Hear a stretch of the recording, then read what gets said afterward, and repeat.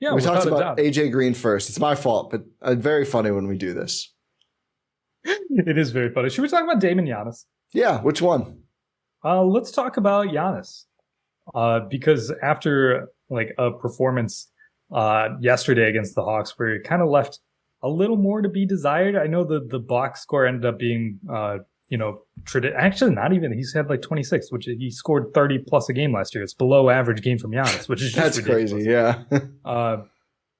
But you still want to see more. He hasn't had a game in these 3 games thus far where he's just, or in the 2 games before, where it's just like, yeah, Giannis is him, because we know Giannis is him. Yeah. We just haven't had that opportunity to have a game stamped and said, hey, by the way, I'm still the 2-time MVP, finals MVP. I mentioned on our last pod that the adjustment to adding Damian Lillard might be more difficult for Giannis than it is on Dame. And I think I still stand by that, because we saw in this game that, yeah, by the way, Giannis, he can go out there, he can score 33 points, but he has to do that after coming back into the game in the fourth quarter. And I thought he had a really good game today. He shot decently well from the free throw line, 8 of 11. Didn't take as many bad shots as I thought he'd taken in the last few games. He got them all out in the first 5 minutes. He took 3 jumpers in the first 5 minutes. One was a catch and shoot 3, and he nailed it. But 2 pull-up jumpers over Thomas Bryant in the first 5 minutes, and it's like, come on, big fella. And you're out there. It's Thomas Bryant. And you're out there with Dame and Chris. That's the thing. Here's where I'm at with Giannis jumper. And I want to go back to you. I know you're cooking, but like 2 seconds. Like, I think he should take that shot when there's 3 seconds left on the shot clock. I think take all you want. If get the ball to Giannis, because literally that's always going to be there. I think even in those late shot clock situations, the instinct will still be to backpedal. That's when you put that up. Maybe you get an offensive rebound. 18 on the shot clock. Giannis taking an 18-footer over Thomas Bryant. Just unnecessary. And I think even more unnecessary now that, we see him as the roll man and in the dunker spot, just absolutely eating in possessions around that start. But go ahead, Rohan. Yeah, I agree with you there. I think it should be like, it's just all about intelligent shot selection, right? Like, I know Bucks fans will always be just like moaning and groaning when you hear these commentators like I think Reggie Miller is the biggest defender of this, where it's like Giannis takes a 3. It's like, you'll live with that. That's a good shot, Stan Van Gundy. It's like, yeah, that's what the defense wants you to do. And it's like, again, the Heat broadcast was saying this too. They're right. They're absolutely right. Like, people might get annoyed with them saying that. It's not incorrect. They're more right than ever now too. Exactly. Like, we can, as Bucks watchers, you can really hold on to the fact like, oh yeah, Giannis will have these games where he'll just go make them. And it's like, eventually he'll get it down. It's almost 30. It's just, I don't know if it's coming. Yeah. I really don't.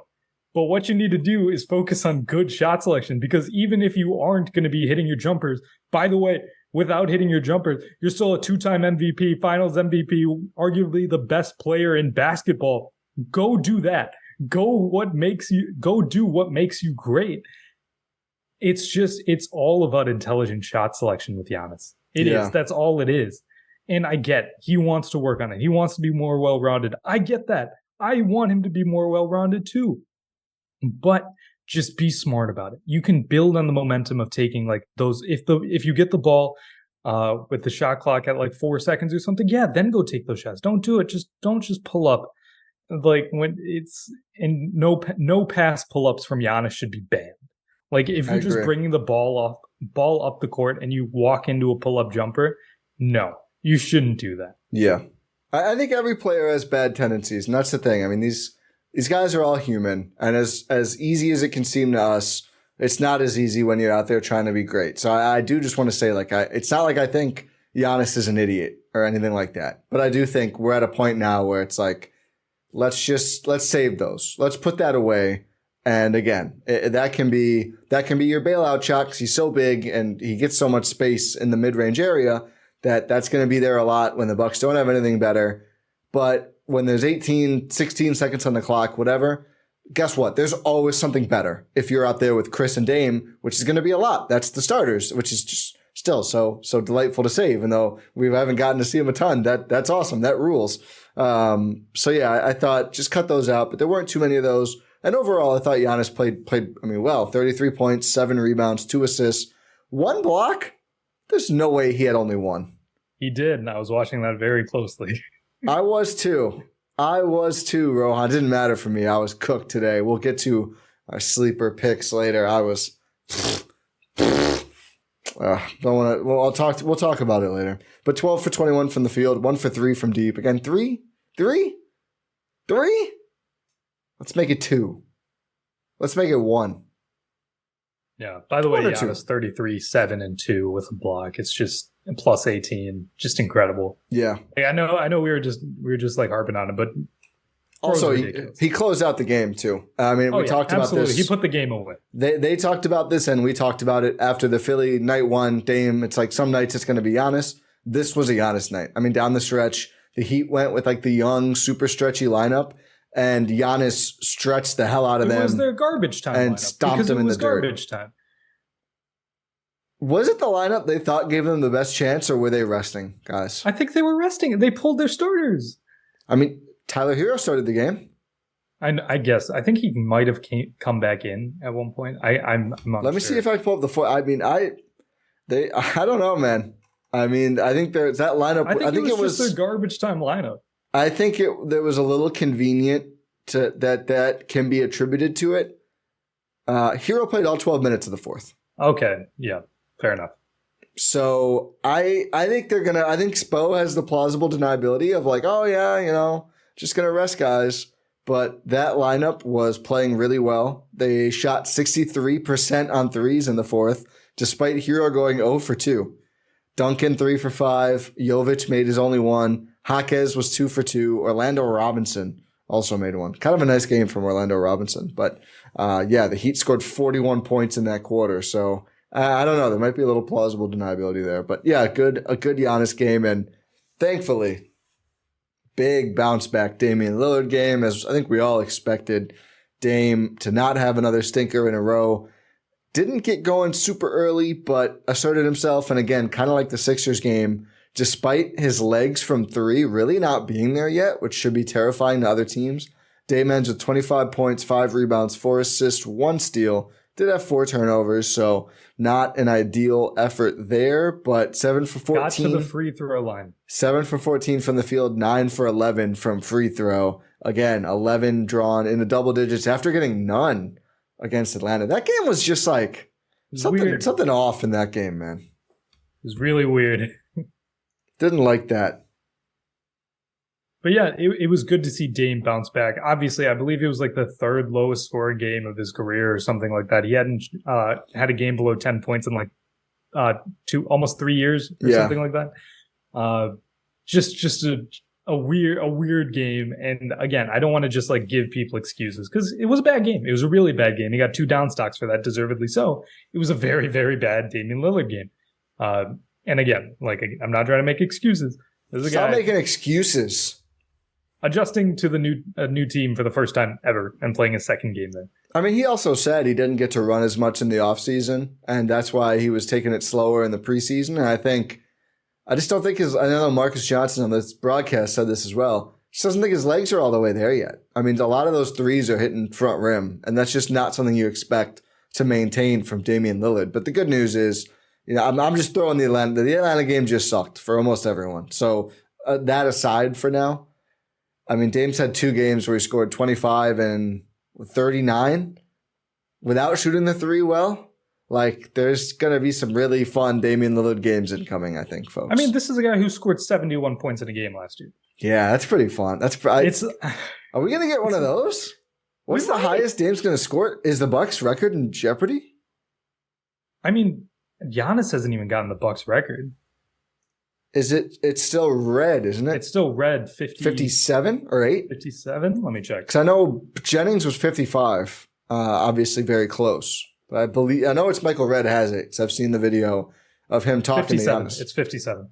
Oh, man. I wonder if Dame smashes that this year. I would be very down for that. Yeah, I would too.